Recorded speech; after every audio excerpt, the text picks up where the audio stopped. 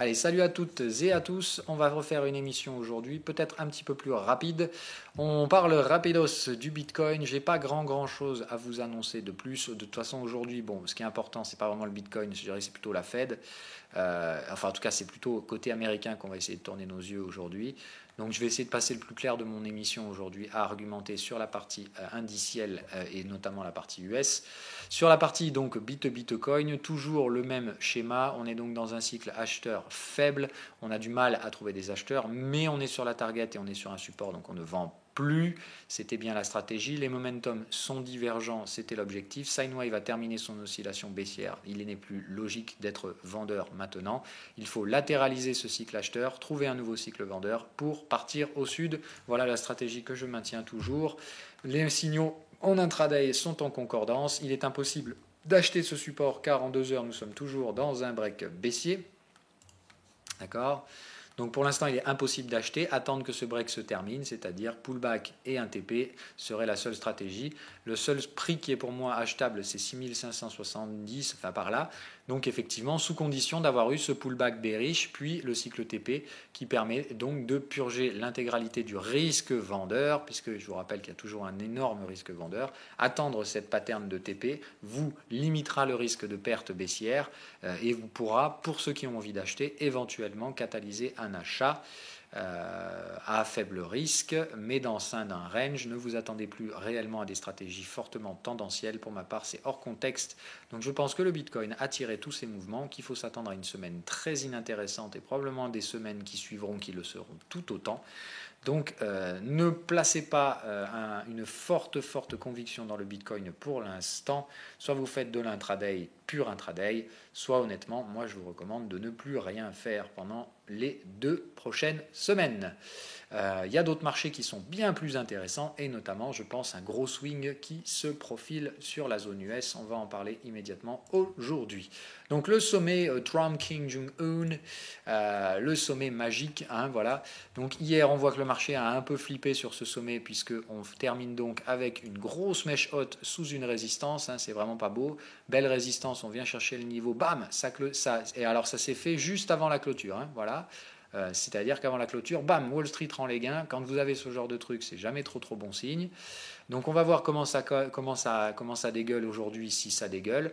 Il y a 2 options, soit Wall Street vient ouvrir le cash au-dessus d'hier, c'est-à-dire 2791, et on ira s'affranchir de la résistance pour chercher probablement le niveau du gap ici. Option number 2, ça c'est un sommet de marché, on est bien sûr acheté, Sine Wave va terminer son oscillation. En gros, on a trouvé une résistance, on n'aura pas franchi la résistance et on repart baissier. Dans ce cas-là, c'est très moche pour Wall Street, parce que là, on a bien terminé le schéma 1, 2, 3, 4, 5, ce qui veut dire qu'ici, on est bien sur un 5 de 1, 2, 3, 4, 5, 5 de 5, sans avoir franchi de résistance, tendance baissière toujours en place pour moi, à venir dans ce cas-là, si aujourd'hui, évidemment, Wall Street lâche les vannes. Donc la question, c'est donc de savoir si on va autoriser enfin un mouvement de baisse à Wall Street, puisque ça fait quand même des semaines que la main invisible est là pour emmerder le monde, et qu'à chaque fois qu'on a des signaux baissiers, tout d'un coup, il ne se passe plus rien. La volatilité s'écrabouille et le marché avance en mode zombie. C'est la stratégie qui est donc en place depuis 3 mois. C'est une stratégie qui a été identifiée d'ailleurs, je ne sais plus si c'est Goldman ou Morgan Stanley, j'ai vu passer un article, en fait, qui disait la stratégie en salle de marché actuellement, c'est donc de vendre les actions à long terme. Donc de revendre, de distiller ces actions à long terme pour encaisser les bénéfices, mais en même temps de vendre la volatilité. Bon, c'est complètement antinomique comme scénario, hein, mais pour l'instant, donc, c'est le scénario qui semblerait marcher, c'est-à-dire on se déleste des actions à long terme, on les revend, mais pour arriver à trouver quand même des acheteurs, il faut vendre de la volatilité pour qu'on vende de la tranquillité, parce que si tout le monde panique et qu'on commence à vendre des actions trop brutalement, c'est pas bon pour les affaires, hein. Encore une fois, pour vendre, il faut des acheteurs, donc il ne faut pas faire peur aux acheteurs, et je pense que c'est pour ça que cette stratégie complètement stupide, d'accord, d'un point de vue logique, se met en place, où en fait on vend les actions, ce qui est logique, hein, ce qu'on doit trouver à ce moment-là, mais on fait tout pour que les spéculateurs restent à l'achat pour trouver des contreparties et pour permettre donc de vendre les actions. Donc c'est un schéma purement débile qui permet d'exécuter un volume vendeur. Le problème, c'est qu'une fois que le volume vendeur est exécuté, généralement le marché s'écroule. Donc il faut être patient, je pense, sur ces scénarios indiciels. Moi, je reste vendeur. Encore une fois, je ne retournerai pas ma veste tant qu'on ne m'aura pas prouvé le contraire. Pour l'instant, ça reste vert. On attend juste un signal. Peut-être ce sera aujourd'hui avec les catalyseurs qui nous attendent. Le sommet Trump machin, on s'en fout, c'est encore une fois du grand non-event au possible, c'est-à-dire que rien n'est signé, rien n'est fait, que du blabla, mais comme il ne se passe rien de mauvais, encore une fois, la question c'est de savoir est-ce que Wall Street va s'en servir de catalyseur haussier, puisqu'encore une fois, ce qui est magique à Wall Street, c'est que la crainte par rapport à ce qui pourrait se passer, c'est-à-dire par exemple ce sommet, vous voyez que ça fait que dalle, ça fait une petite mèche haute hier, par contre, il est possible qu'aujourd'hui, la détente, c'est-à-dire comme ça n'a pas été catastrophique, c'est un élément positif en fait. Mais bon, mais faut arrêter en fait. Cette mécanique-là, elle est complètement stupide. Le marché, il ne peut pas monter parce qu'on détend des risques baissiers qui ne se sont pas matérialisés. Voilà, dans ce cas-là, il fallait qu'on chute. D'accord. Et dans ce cas-là, la chute brute, enfin la pré-chute des marchés par l'anticipation négative peut catalyser une hausse par la détente de ce risque. Mais il faut d'abord le matérialiser sur les prix, le risque. Alors que maintenant, on ne voit plus le risque sur les prix, mais par contre, dès que ça se détend, ça permet de franchir les résistances. Il faut arrêter la bêtise. Au bout d'un moment, ça va mal se passer. Bref, ça reste toujours le même scénario indiciel pour moi. Un beau jour, ça va couiner à Wall Street. Et évidemment, quand ça va couiner, vu que toutes les portes de sortie sont fermées, tout le monde va faire la même chose. Tout le monde va racheter de la vol, acheter du gold et très probablement acheter du yen et du 10 ans américain. Donc autrement dit, ça va acheter du T-bond, ça va acheter du gold, ça va acheter du JPN, ça va acheter ça va vendre de l'USD yen et tout simplement, voilà la stratégie qui, à mon avis, va se mettre en place. C'est tout con. Mais encore une fois, vous voyez quoi ? Cette stratégie qui est pourtant la logique, c'est là que se trouve le rendement, à mon avis, dans les prochains mois. Il se passe quoi à Wall Street ? Vous voyez que le gold donne des signaux acheteurs, mais ça n'achète pas. Voilà, ça c'était le signal d'hier. On va y repasser en 2 heures. Voilà, quand vous avez un truc comme ça, on va attendre que ça. Voilà. Exit, tentative de break. Normalement, un truc comme ça passe. Il n'y a pas à torcher du cul. Normalement, ce truc-là, boum, ça décolle et tout le monde suit, tout le monde s'engouffre. Pourquoi hier, d'un coup, pour une raison X ou Y, ça ne marche pas ? Voilà. Pourquoi on revient ? Pourquoi gros coup d'extincteur sur le gold, gros coup d'extincteur sur le yen ? Vous n'avez qu'à voir l'euro-yen, on va en parler juste après. Voilà, un truc comme ça, encore une fois, c'est anormal. Tout ça, on n'a rien à faire là-dedans. Donc, pourquoi le marché fait l'opposé de ce qu'il devrait faire ? Il faut se poser la question, encore une fois, est-ce qu'on est dans des mouvements rationnels ou est-ce qu'on est dans des mouvements spéculatifs dont le seul objectif est de chasser les stops de ceux qui réfléchissent ? Moi, je pense qu'on est dans l'option number 2, c'est-à-dire qu'on fait n'importe quoi avec les pricing jusqu'à ce que ça pète au niveau de l'élastique. Le problème, c'est que quand l'élastique va lâcher, tout le monde va devoir faire la même chose. Et là, ce sera extrêmement brutal comme mouvement. On a des gros catalyseurs cette semaine. Je pense que ça devrait pas tarder à se déclencher. Maintenant, on va voir. Si ces catalyseurs, pour une raison X ou Y, font chuter le gold et monter de nouveau les actions, je pense qu'on mettra un pas de plus en direction de la bubule. C'est-à-dire que quand les scénarios évidents qui vont procurer un bon rendement sont complètement écartés au profit d'une prise de risque complètement débile et hors de tout contexte, au bout d'un moment, il va falloir se poser la question de la rationalité elle-même, de la rationalité du marché lui-même. Combien de temps on va pouvoir rester dans cette imbécilité ambiante, en sachant que, évidemment, ça peut durer longtemps, mais que ça se finit. Plus on reste là-dedans, plus ça finira mal. Voilà. Donc pour la partie Forex, à surveiller sur l'euro-yen. Moi j'ai renforcé hier, je reste clairement sur cette structure de renfort. Maintenant le marché aujourd'hui est en train de me donner tort, mais on va bien voir si le yen est recherché ce soir. Je peux vous garantir que l'euro-yen risque de se prendre une bonne tartasse. La UDNZD toujours en attente, pas de nouveauté. Le VIX toujours en attente, mais je m'attends à ce que celui-là il décolle comme un salipard. On est bien dans un cycle bullish, on revient tester ses supports, je m'attends donc à ce que maintenant on franchisse des résistances. Notez ce niveau, je pense que c'est le niveau minimum sur lequel on devrait aller se placer après FOMC, donc je dirais au moins vers la zone des 15. La grande question, c'est donc de voir si ce gap-là va catalyser de nouvelles ventes de volatilité. Mais alors là, pour aller où ? Je veux dire, on est quand même allé chercher les 11,3, c'est quoi les prochains objectifs ? De basculer sous les 10. Alors, rebasculer sous les 10, quand même, rendez-vous compte de ce que ça implique. Ça implique de revenir sur les plus bas qu'on a fait au début de l'année 2018. On était en pleine bulle de marché. Voilà.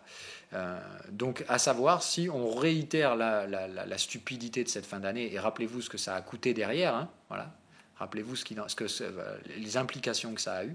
L'option numéro 2, je vous dis, c'est malheureusement, le marché s'emballe. Enfin, toutes les vannes sont ouvertes. Les manipulations auront donc eu 3 effets sans permettre les franchissements de résistance. On va en parler après sur le S&P 500. Si évidemment ça rechute, je vois difficilement comment on pourra ne serait-ce que tenir les 21. C'est-à-dire que dans ce cas-là, le marché, pour moi, il fait bam, bam, bam, bam, bam. Voilà. Et on vient chercher 31. 31, ça veut dire quoi, ça ne veut pas dire fin du monde. Ça veut juste dire qu'on lâche fortement sur les actions. Mais par contre, je pense qu'on aura un système divergent. C'est-à-dire que le VIX ne fera pas un nouveau plus haut. Le VIX ne reviendra pas chercher, probablement pas, la zone des 50. Par contre, je pense que le S&P 500, lui, sans grand problème, peut effectivement revenir bien plus bas que là où on avait atteint la zone des 50. 50, c'est parce que le risque a été épidermique, brutal et que personne ne l'a vu venir. Là, je pense qu'on aura une baisse un petit peu plus évidente, que les suiveurs de tendance, bien évidemment, vont pouvoir y prendre part. Donc ça restera rapide dans la baisse des prix, parce qu'on baisse toujours plus vite que ce qu'on monte. Mais par contre, je pense qu'en termes de perception du risque, c'est-à-dire de la volatilité implicite, le VIX, je pense qu'on aura du mal à revenir chercher la zone des 50, ce qui évidemment permettra de catalyser ici des achats assez intéressants. Parce qu'on aura des prix plus attractifs que là, avec une perception du risque plus faible. Donc là, effectivement, cette divergence-là pourra permettre de catalyser éventuellement des petits achats de support sur les indices. Moi, je maintiens la stratégie, je ne suis pas un permabère du tout. Je pense juste que les seules stratégies d'achat rationnelles se font ici et clairement pas là. Donc, si vous achetez ici, vous achetez 20%, enfin 15% plus cher au minimum par rapport à ce que vous pourriez avoir si vous êtes un petit peu patient, tout simplement. Voilà. Et l'option numéro 2, c'est une bulle. Et ici, dans ce cas-là, on attend les ventes de long terme. Et derrière, c'est un crack. Mais dans tous les cas, pour moi, il n'y a que 2 zones à trader. Soit plus haut à la vente dans une bulle, soit ici à l'achat pour jouer un range avant éventuellement un switch en bear market. C'est une stratégie que vous connaissez, je ne vais pas me répéter 15 000 fois. Aujourd'hui, qu'est-ce que j'ai d'autre à vous rajouter ? Oui, je vous rajoute une stratégie éventuellement à mettre en place sur Nvidia et sur Tesla, parce qu'on n'a pas parlé des actions hier, on va en parler aujourd'hui. Donc voilà, tentative de break haussier sur Nvidia, on est venu chercher le niveau sur lequel je voulais rentrer, mais on ne l'a pas touché, on l'a frôlé, ça n'a pas déclenché l'alerte, j'ai les boules. Donc voilà, ici, donc Nvidia, une vente ratée pour ma part, mais donc je vais rentrer en cassure sur le support avec un levier amoindri. On a bien dans le schéma, belle divergence de momentum, beau cycle acheteur terminé, l'oscillation de ce momentum est déjà en train de passer bear. La cassure du support, pour moi, sera le déclencheur par l'annulation de ce break. C'est-à-dire que le signal en daily, ce sera break, faux break, annulation du break, égale signal vendeur, égale dégueulage derrière de l'action. Donc je m'attends à ce que Nvidia, ça chute. Il y a de la place, il y a tout ce qu'il faut pour que ça se pète la gueule. Maintenant, il faut déclencher par un signal. Si on vient en 2 heures, voilà ce qu'on a. Je vais préférer être clair, vous allez le voir tout de suite. Cycle TP vendeur. On n'a pas encore la confirmation momentum, ce qui fait qu'il faut quand même rester prudent. Il est possible qu'on revienne mécher un peu au-dessus. Maintenant, moi honnêtement, ce truc-là est plutôt mature. Ça signe bien la fin de la tendance. Dès qu'on casse un support, je commencerai à reprendre des ventes sur Nvidia. Même chose sur Tesla. Voilà. C'est là où je pense qu'il y a effectivement un gros rendement à faire sur Tesla. Je ne vais pas y aller par 4 chemins. Pour moi, on est dans une structure en leading diagonal, c'est-à-dire qu'on rentre bien dans un retournement de la valeur Tesla, c'est-à-dire 5 vagues de baisse à anticiper, dans un schéma probablement de type A, B, C, c'est-à-dire grand A, grande B, grande C. Je vous fais le schéma long terme. Voilà, je m'attends bien donc à un A, B, C, et on fait donc une première vague de baisse sous forme leading diagonal, puisqu'on n'a pas réussi à maintenir l'overlap de la vague 4 et de la vague 1. La vague 4 rentre largement dans la vague 1. On est donc ici dans une structure qui s'apparente très probablement à une leading diagonal. Divergent du coup, puisque les obliques 1, 3, 0, 2 sont divergentes, non convergentes. Donc en général, rappelez-vous les règles, la vague 5 vient chercher proche de, mais ne touche pas l'oblique de 1, 3. Elle vient généralement chercher des extensions entre 127 et 161% de la vague 3. Donc ça veut dire qu'il faut attendre de trouver la vague 4 qui se trouve généralement au contact, proche de la zone de l'oblique 0,2. Donc on est en plein proche de cette zone-là. Les résistances, je vous les ai identifiées ici. Les prix sont donc ici et ici. Donc le gap, voilà, le bas du gap, le haut du gap. Ici sont donc les 2 prix qui m'intéressent. Donc je dirais entre 337 et 342 $. Ça fait une zone de 5 $ dans laquelle je vais me positionner sur tout signal vendeur qui pourra arriver. Donc ici, un peu de patience. On est vous voyez qu'en 2 heures, quand on vient, on est dans un break haussier. Okay, Vous voyez bien le break haussier là, hop, voilà. Donc ça veut dire quoi? Ça veut dire qu'on a une vague 1 ici, une vague 1, une vague 2 dynamique, une vague 3, ça c'est la 4 de la 3, hein. Donc en fait, comptez votre décompte comme ça. Ici ça fait 0, 1, 2, d'accord, avec A, B, C. Ici, on vient terminer la 3. Il faut donc se dire qu'il y a encore 4, 5 à faire sur Tesla. Donc je pense qu'ici, on a déjà trouvé la résistance. J'attends donc qu'on revienne chercher le domaine de la sous 4 pour notre 4 majeur. Derrière, la prochaine poussée, c'est-à-dire je m'attends à ce qu'il faudrait y aller en 2 vagues. Voilà. Donc s'il va de soi que si la 3 aujourd'hui vient chercher ce niveau-là, c'est que dans ce cas-là, c'est celui-là qu'il faudra vendre, 342,50. Okay, si on a déjà échoué ici et que ça baisse aujourd'hui Tesla, trop tôt pour vendre, attendre une petite repoussée pour donc terminer le cycle de breakout. Ce que j'aimerais voir, c'est donc effectivement break, hop, pullback, bull, et ici TP end, et là bam, short qui peut sur Tesla. Elle, je la dégomme, mais ultra violent, hein. Je vais lui mettre du cash, tout simplement parce que j'ai déjà pris des gains sur les ventes, donc je vais me servir je vais réinvestir ces gains dans une dernière vente qui, je pense, pourra me donner un très beau gain. La structure que j'attends ici est la même, c'est-à-dire une baisse de type ABC. En sous-structure de prix, voilà, donc une vague A qui viendra obligatoirement casser le point B, une vague B probablement à plat, et donc derrière une vague C qui viendra probablement chercher notre objectif final. Voilà donc le schéma que j'ai à mettre en place sur Tesla. Ça veut donc dire vente, rien du tout, revente, TP total, et ensuite Tesla ne m'intéresse pas. Je ne jouerai pas d'achat sur Tesla, mais après derrière ce sera un cycle probablement acheteur, mais consolidant. Comme je vous l'ai dit, quand on est dans une structure de consolidation, moi je prends la première vague, je ne prends pas la correction, je prendrai la deuxième vague éventuellement selon la structure de la vague B. Donc Tesla, ça m'intéresse à la vente uniquement sur ça. Apple, justement, on en parle également. Allez, bim. Donc Apple, ça c'est bien une vague 4, ce qui fait qu'ici on est en train de faire une vague 5. On l'a bien terminé. La même chose, j'avais une alerte, elle a été à peine déclenchée, elle n'a pas été déclenchée à peu de choses près. Donc Apple, il y a deux options. Soit ici, on a fait juste une grande 1 étendue, ça c'est une 2, 3, 4, et dans ce cas-là, il nous reste une petite 5 qui pourrait pousser jusqu'à 196, peut-être pour faire plaisir aux investisseurs et leur donner les 1000 milliards de capitalisation. L'autre option, c'est on emmerde tout le monde, ça part à la baisse. Vous voyez qu'on a déjà clôturé le gap ici, hein, donc c'est qu'ici on a terminé une vague. La question, c'est de savoir si ça c'est la vague 3 ou si c'est déjà la vague 5. Si c'est déjà la vague 5, c'est game over et on est déjà en train de se diriger vers les supports qu'on cassera, hein, voilà.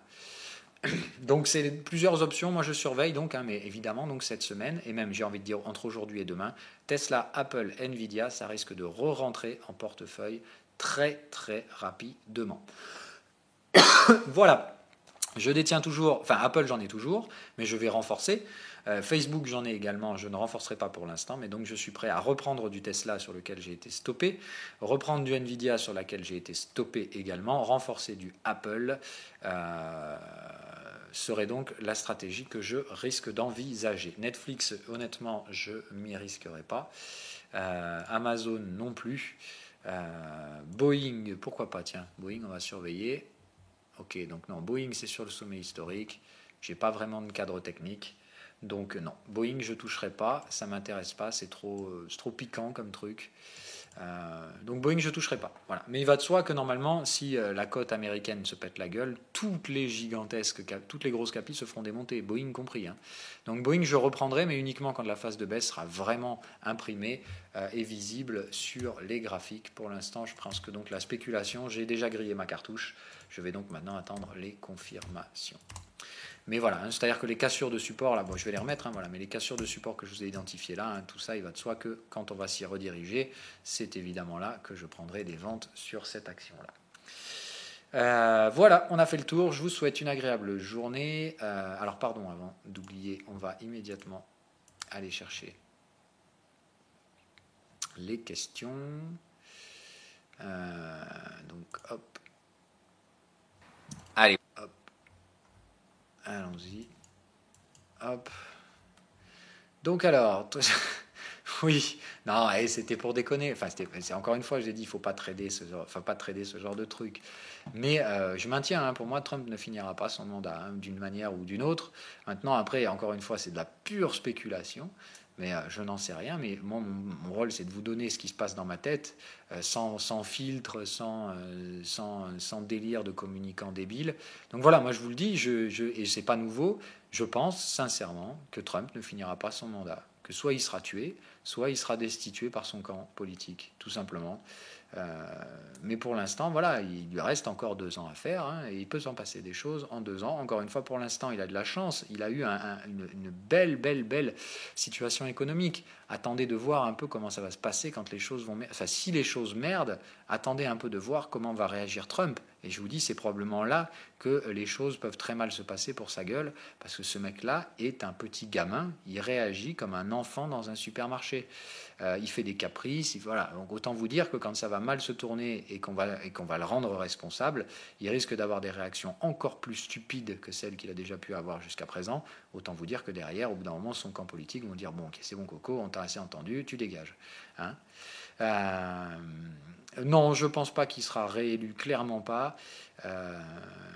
Mais bon, allez, voilà, enfin, on est hors du cadre. Hein, voilà, c'était effectivement un peu... c'était un peu hors contexte. Voilà, c'est pas mon job de vous dire ce que va se passer en géopolitique. Vraiment, je suis pas du tout de ce terrain-là. Mais bref.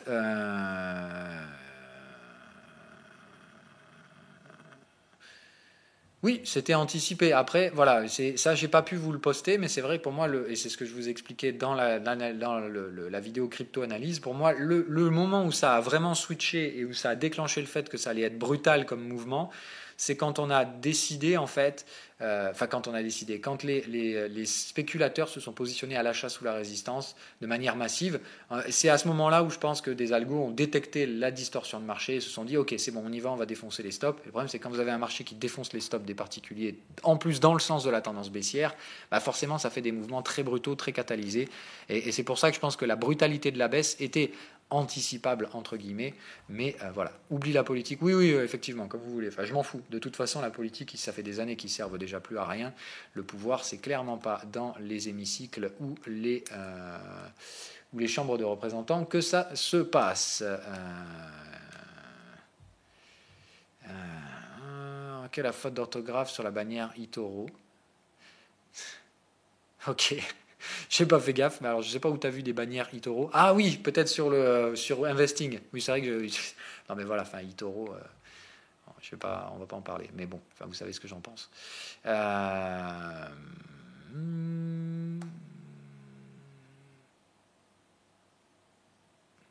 Non, après voilà, il n'y a pas de souci. En plus, la personne qui avait posé la question, c'est vrai que est venue s'excuser d'ailleurs derrière et tout. Enfin voilà, j'ai peut-être été un peu brutal dans la manière de répondre et c'était pas nécessaire de s'emporter à ce point-là.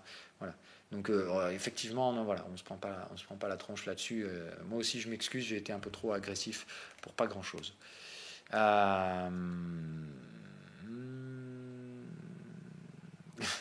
Oui, je fais ça parce que je sais qu'il y en a beaucoup d'entre vous qui n'ont rien à faire des marchés classiques. Et même si je fais tout pour vous essayer de vous y faire intéresser, pour que vous sortiez un peu des œillères crypto, mais après je comprends encore une fois qu'il y en a qui ne sont intéressés que par la partie crypto. C'est pour ça que je la traite au début, comme ça vous n'avez pas à vous bouffer 20 minutes, une demi-heure de vidéo. Vous regardez les 5-10 minutes de crypto, puis après vous pouvez passer à autre chose. Oui, alors vraiment, voilà, bon, c'était encore hors contexte. En gros, on s'amusait un peu hier quand je vous disais le risque, vrai risque, c'est qu'ils se butent tous les deux. Mais voilà, c'était, comme je vous l'ai dit, c'est du 0,01% de chance que ça arrive. Je ne suis pas surpris qu'il ne se soit rien passé, que tout soit bien tranquille, qu'ils aient signé une connerie d'accord ou Dieu sait quoi. Ça ne me surprend pas, voilà, il faut bien comprendre ça.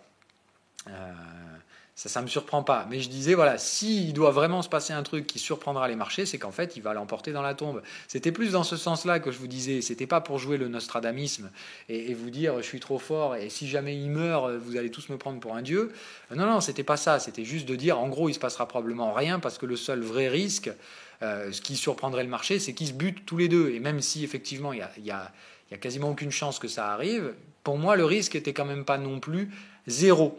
Voilà, c'était ça que j'essayais de vous transmettre, donc juste pour remettre les choses au clair. Et donc pour répondre à Light My Fire, que signifie concrètement prendre un bénéfice sur les ventes sur l'exemple actuel du Bitcoin? C'est tout simple. En fait, quand tu vends un montant. Tu vends par exemple sur un Bitcoin, tu vas dire je vais vendre 1 ou 2 ou 3 Bitcoins. Et en fait, alors il faut savoir que dans la spéculation, tu as donc effectivement ce qu'on appelle la vente à découvert. C'est-à-dire que tu vends quelque chose que tu ne possèdes pas. Alors, ce n'est pas possible sur le marché réel du Bitcoin, mais moi, j'interviens sur des marchés dérivés, ce qu'on appelle des marchés CFD. C'est-à-dire que moi, en fait, c'est un contrat que je passe avec mon broker qui me dit OK, pas de souci, si le prix baisse, je te verserai la différence entre ton prix d'achat et ton prix de vente et ton prix de rachat derrière. Donc, ce qui me permet de spéculer à la vente. Et évidemment, je vais choisir le montant sur lequel je spécule. Voilà, c'est indexé sur le Bitcoin. C'est-à-dire que moi, je peux vendre, par exemple, l'équivalent de 15-20 000 $ de Bitcoin sans les posséder. Je vais les vendre. Et évidemment, j'ai une obligation de les racheter derrière. Évidemment, la différence entre le prix de vente initial et le prix de rachat final me donnera un gain s'il est plus bas et une perte si je me rachète plus haut, évidemment. Mais donc, ce qu'on appelle prendre un bénéfice, c'est que si j'ai vendu 3 bitcoins, je peux tout à fait, sur un premier objectif de cours intermédiaire, prendre ce que j'appelle 50% des bénéfices, c'est-à-dire en fait encaisser l'équivalent de 1,5 bitcoin à la vente, qui dans ce cas-là, réduit mon exposition au marché. J'en avais 3 à la base, il m'en reste plus qu'1,5. Et évidemment, du coup, le broker doit me payer l'équivalent de la baisse que j'ai engrangée sur mon 1,5 Bitcoin que je sors donc du marché. C'est pour ça qu'on appelle ça prendre des bénéfices sur les ventes, mais on appelle ça des bénéfices partiels parce qu'on garde évidemment une vente toujours ouverte. Mais il va de soi que je peux prendre l'intégralité des bénéfices et ça reste la même chose. Et c'est ce qu'on dit, prendre une bénéfice sur des ventes. C'est-à-dire que tu vends à découvert et tu récupères le bénéfice de ces ventes. Voilà. Mais après, je comprends que pour un néophyte, ça puisse paraître antagoniste de vendre quelque chose qu'on ne possède pas. Mais c'est comme ça que fonctionne la spéculation financière. Tu peux vendre un truc que tu ne possèdes pas. Par contre, ce que tu fais, c'est que tu t'engages à l'acheter derrière. Voilà. Et il va de soi que si tu vends un truc et que ton obligation de l'acheter se fait derrière à un prix, à un cours plus élevé, tu prends une perte. Tout comme quand tu achètes et que tu revends moins cher, tu prends une perte. C'est la même chose. Voilà. C'est juste d'un point de vue inverse. Et la spéculation financière autorise ce système donc, de vente d'un truc que tu ne possèdes pas. Voilà. Mais ça, c'est un biais philosophique dont on pourrait discuter sur la rationalité des marchés financiers. Mais pour l'instant, ça fonctionne comme ça et on fait avec. Point barre. Allez, je vous souhaite une bonne journée et je vous dis à demain.